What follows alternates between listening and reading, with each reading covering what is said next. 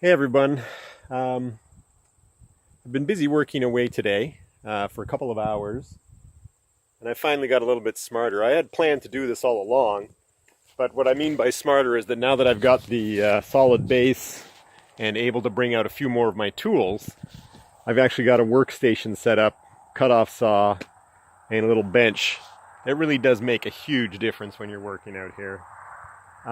Again, I can't remember if I've let everybody know, but I don't have any power or services out here. So I'm running everything off of this little generator right there. And it allows me to run up to tools that are 15 amps, which covers most of the tools that I have. And as you can see, I have brought out my air compressor and have that operating so I can use my nailer, which makes this assembly go a heck of a lot faster than swinging a hammer. So what else did I want to do before I continued on with the work this afternoon is just to give you a very basic overview of the design of the shed. It's a pole barn design on a wood frame base. Start at the base. Let me switch this camera setting. Okay, to start with the base, got 4x4, 16 feet long pressure treated wood, and 3 of them. So one on the edge, in the middle underneath the pile of wood, and then one, of course, on the far corner there. And on top of this, we've got pressure treated 2x4s running the 10-foot span every 12 inches. And between them, there are blocks, and or on the inside, the every second 2x4 is actually just sitting halfway over the 4x4, but they're spaced every foot to give the floor a little bit more stability. Half-inch OSB, and then the poles are 4x4s every 8 feet. You can see you've got one here, you've got one in the middle, and you've got one down there in the far corner. Same on this side over here, same construction technique. And this side here is a total of 8 feet in height. And this side over here is a total of 10 feet in height. And for the most part, these walls are done except for some knee braces that go in the middle and ends on each side. You can see over here that I've got them in the ends here and here on the shorter side already. The back wall is complete. The back wall is just 2x4 stick construction.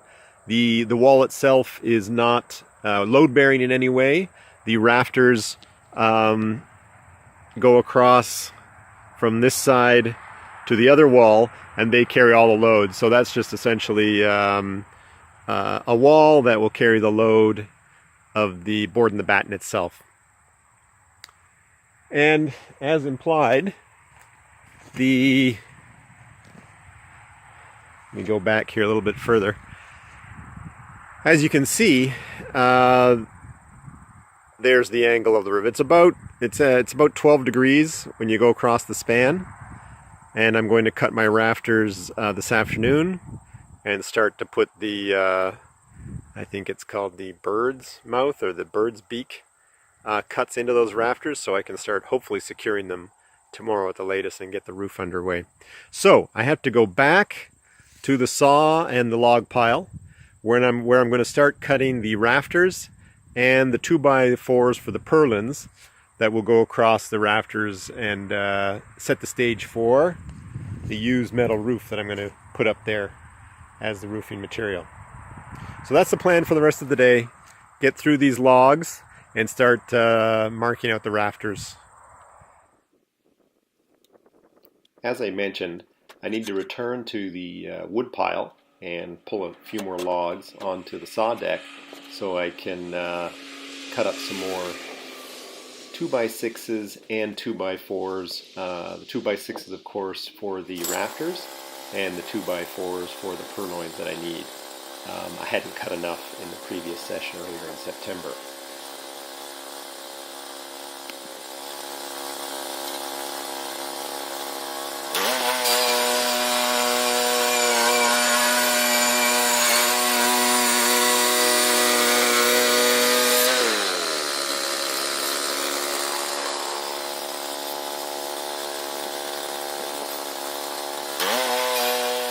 I'm getting more and more comfortable with my sawmill.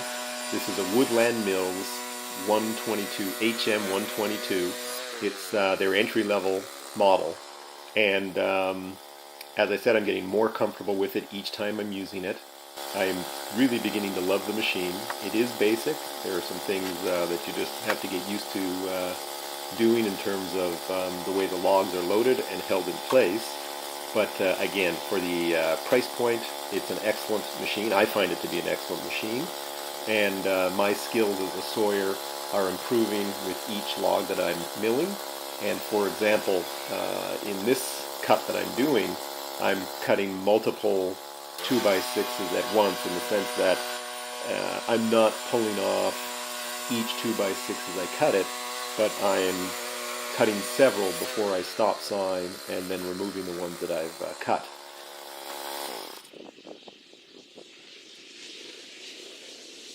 I've enjoyed milling the logs from the second that I bought and started using my mill, but as I get better, it's just more and more enjoyable. And there really is a intense sense of satisfaction when you're able to pull a finished or a rough cut log off the saw deck.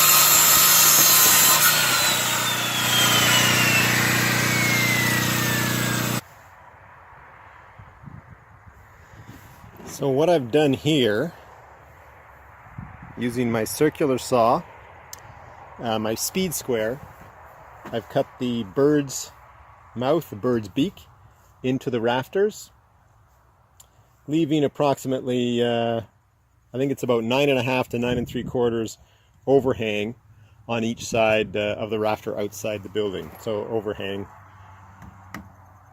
And I've got one, this will be my template. I'll use that to draw it up on these others and knock these out along with the other 4 rafters that are sitting in the pile over there, and hopefully get them attached and secured before the end of the day up on the roof.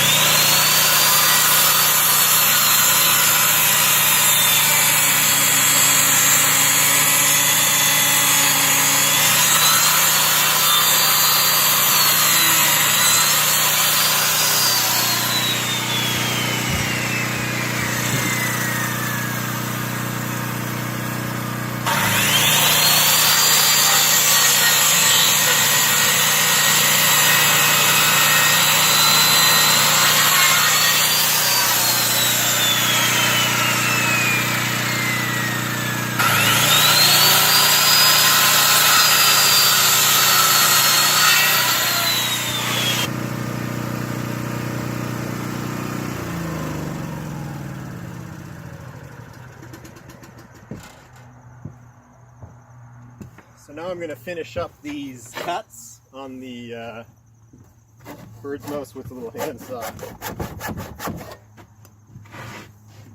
Keep the corners in the joints here.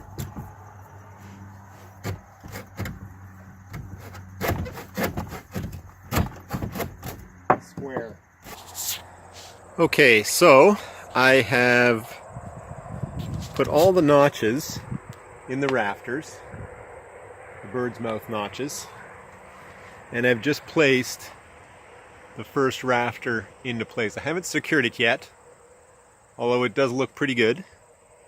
And I wanted to let you know how I'm securing them. I went and I bought some structural screws, 6 inches, and those are going to go up through the beam at an angle into the joist into the rafter, securing it in place. So that's the plan, and hopefully I can get all 9 up and secured this afternoon.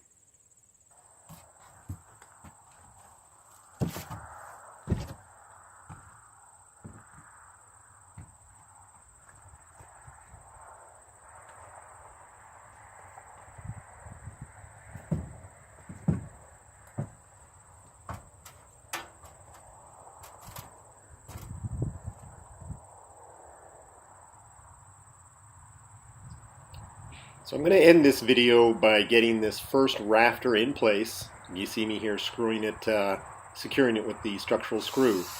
And in the next video you'll see me get the rest of the 8 rafters screwed into place. Again, guys, if you like what you see, hit that like button. Please subscribe and come back for future videos.